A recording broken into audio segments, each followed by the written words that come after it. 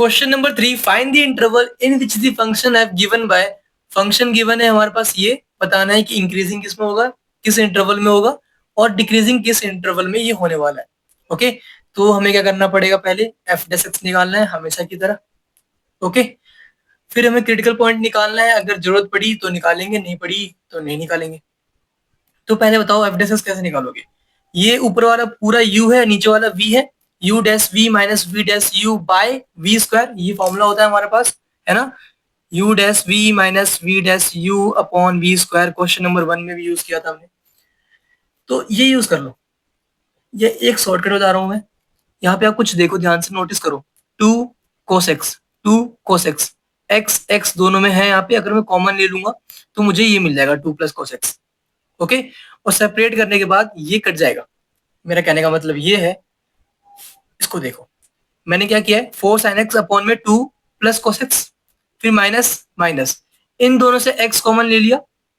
Okay, यहाँ पे क्या बचा 2, यहाँ पे क्या बचा cos x, 2 plus cos x upon में 2 प्लस cos x। ठीक है, क्योंकि मुझे कॉमन दिख रहा था मैंने कॉमन ले लिया। इससे क्या फायदा होगा, ये ओके कैंसिल। ठीक, यहाँ पे क्या बचा, सिर्फ x बचा। अगर आपको ना दिखे कोई बात नहीं, सॉल्व करना वही करना पड़ेगा, पूरा सॉल्व करो। अगर दिख जाए तो बहुत अच्छी बात है, और अब तो दिख गया होगा कि मैंने किया क्या है, बस x कॉमन लिया यहाँ से। ठीक है, यहाँ पे 2 बच गया, यहाँ पे cos x बच गया, और नीचे जो था वो लिख दिया सेम। और यहाँ पे 4 sin x है, 4 sin x है अपॉन में 2 plus cos x, 2 plus cos x, simple सी बात है। तो क्या मिला हमें, 4 प्लस sin x अपॉन में 2 plus cos x minus x। Okay, इसकी वैल्यू, ये बड़ा था अब छोटा हो गया। अब हमें डिफरेंशिएट करने में काफी आसानी होने वाली है।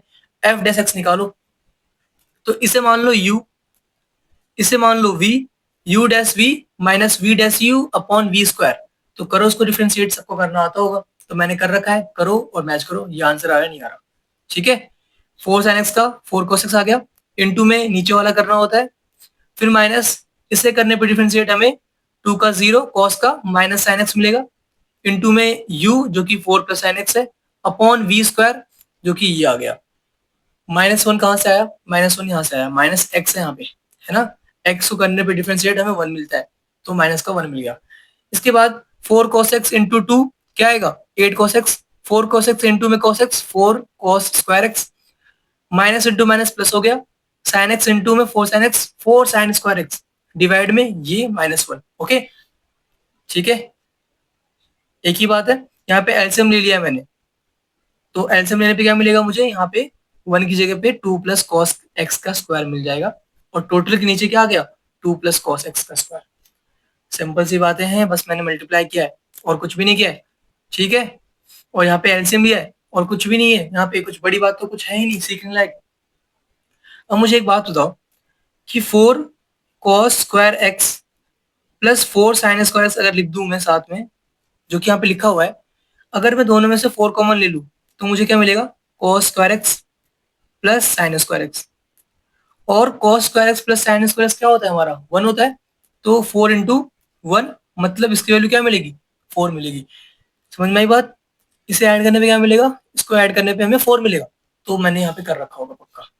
4 cos x प्लस 4, इसकी वैल्यू क्या है 4, माइनस a प्लस बी का square, A square plus B square plus 2ab। ठीक है, मतलब 2 इंटू में 2 cos x, 4 cos x।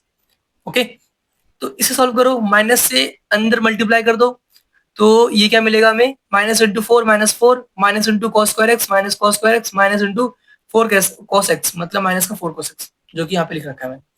ठीक है, माइनस से मल्टीप्लाई किया बस अंदर, और कुछ नहीं किया। 4 से 4 कैंसिल हो गया, 8 cos x minus 4 cos x plus का 4 cos x बच गया, और माइनस का cos स्क्वायर x बच गया, और नीचे क्या है 2 प्लस cos x का स्क्वायर। ओके, तो यहाँ तक कोई दिक्कत नहीं आई होगी, यहाँ पे कुछ बताने लायक था ही नहीं, सिंपल सी बातें थी जो आपने खुद कर ली होगी, मेरे ख्याल से कर ली होगी, अगर ना की हो तो भाई कर लेना चाहिए था आपको। आगे बढ़े, आगे इसके बाद क्या करना होता है हमें, एफ डेस एक्स की वैल्यू फाइंड करनी होती है, तो कर लो, कर चुके हैं। एफ डेस एक्स को पुट करना होता है, put F dash X equal to 0।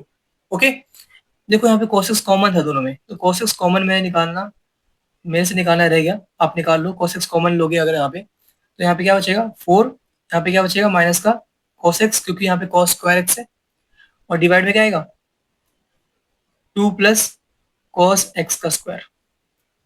ठीक है, ये दोनों एक ही बात है। पुट करना है f x इक्वल टू 0 में, तो हमें क्रिटिकल पॉइंट मिल जाएगा, फिर हम कर पाएंगे सॉल्व। ठीक है, क्रिटिकल पॉइंट निकालना आता है सबको। मैं एक शॉर्टकट बता रहा हूँ, ये तो है ही तरीका, ये तो है ही, सबने सीख रखा है। जिनको ना आता हो 6.2 देखो। ठीक है, ऐसे क्वेश्चन हमने बहुत कर रखे हैं वहाँ पे।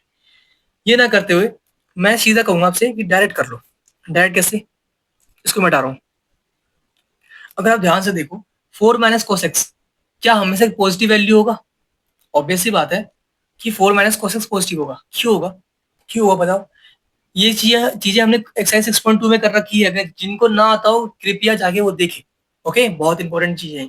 4 माइनस कॉस एक्स पॉजिटिव क्यों होगा? क्योंकि कॉस एक्स क्या होता है हमेशा हमारा, कॉस एक्स की वैल्यू हमेशा -1 और 1 के बीच में होती है। ठीक है, कम से कम -1, ज्यादा से ज्यादा 1। तो मैं 4 में से कम -1 और ज्यादा से ज्यादा 1 माइनस करता हूँ, तो मुझे क्या कभी नेगेटिव वैल्यू मिलेगी? तो आंसर नहीं मिलेगी। ठीक है, लिख दो यहाँ पे we know that, we KNOW, know that 4 minus cos X क्या होगा हमारे पास? ऑलवेज ग्रेटर देन 0 होगा, ये हमेशा 0 से बड़ा होगा। नीचे देखो, एंड यहाँ पे क्या है, 2 plus cos x. Cos x की वैल्यू क्या होती है? -1 से 1 के बीच में होती है। तो अगर मैं यहाँ पे -1 से 1 के बीच में कोई भी वैल्यू पुट करूंगा और यहाँ पे 2 ऐड करूंगा, तो मुझे कभी नेगेटिव वैल्यू मिलेगी? कभी नेगेटिव वैल्यू नहीं मिलने वाली। ठीक है, क्योंकि मैक्सिमम से मैक्सिमम मैं यहाँ पे -1 कर सकता हूँ। ठीक है, क्योंकि मैक्सिमम से मैक्सिमम क्या कर सकता हूँ मैं? -1, क्योंकि सबसे बड़ी वैल्यू -1 ही है। तब भी मुझे पॉजिटिव वैल्यू ही मिलेगी, और ऊपर से स्क्वायर भी है, तो ये तो नेगेटिव अभी होने देगा भी नहीं, इसकी जरूरत थी नहीं। ये ना भी होता स्क्वायर तभी पॉजिटिव होता है, तभी पॉजिटिव है। तो यहाँ पे क्या आने वाला है, 2 प्लस कॉस एक्स हमेशा पॉजिटिव ही होगा, ग्रेटर देन 0 ही होगा, कभी नेगेटिव हो नहीं सकता, कभी 0 भी नहीं हो सकता। क्योंकि 2 से कभी आप 1 तक भी वैल्यू माइनस करोगे तभी 1 ही आएगी, 1 तो आएगी कम से कम। समझ रहे हो बात? ठीक है, तो ये तो पॉजिटिव आने वाला है। अब बचा क्या? cos x। अगर cos x की वैल्यू पॉजिटिव हुई तो ये पूरा पॉजिटिव होगा, अगर cos x की वैल्यू नेगेटिव हुई तो ये पूरा नेगेटिव होगा। सिंपल सी बात है, क्योंकि ये तो पॉजिटिव है, ये पॉजिटिव है। अब मुझे बताओ cos x कहाँ पॉजिटिव होता है? सबको ये बात पता होगी cos x कहाँ पॉजिटिव होता है। मैं अगर चारों क्वाड्रेंट बना दूंगा आपके पास, ये चारों क्वाड्रेंट है हमारे पास, first second third fourth. First quadrant में सब पॉजिटिव होते हैं, है ना, सब पॉजिटिव होते हैं। सेकंड में cos नेगेटिव होता है, थर्ड में cos नेगेटिव होता है, और फोर्थ में cos पॉजिटिव होता है ना। तो अगर मैं पूछूं कि cos x की वैल्यू कहाँ पॉजिटिव होगी, तो आप क्या बोलोगे? सर फर्स्ट क्वाड्रेंट में पॉजिटिव होगी और सेकंड लास्ट क्वाड्रेंट में पॉजिटिव होगी, और cos x की वैल्यू नेगेटिव कहाँ होगी? सेकंड में और थर्ड में। तो आंसर आ चुका है, बस इतना ही था। तो इंक्रीजिंग इन इंटरवल, बताओ क्या इंटरवल? 0 से पाई, ये क्या है हमारे पास? 0 से पाई है ना, 0 से 90, यूनियन इसमें भी पॉजिटिव होगी, जो कि क्या है हमारे पास 3 पाई/2 से, मतलब 270 से 360, मतलब 2 पाई। ओके, तो ये आ गया हमारे पास इंक्रीजिंग वाला आंसर। क्या इंक्रीजिंग का ये है। अगर मैं बात करूं डिक्रीजिंग का, ये यूनियन लिखा था मैंने, ठीक है ना, यू है ये। अगर मैं बात करूं डिक्रीजिंग का, तो क्या आएगा आंसर? इन इंटरवल। ये कौन सा है हमारे पास इंटरवल? सेकंड, मतलब 90 से 180, यूनियन 180 से 360, 180 से 270, मतलब पाई से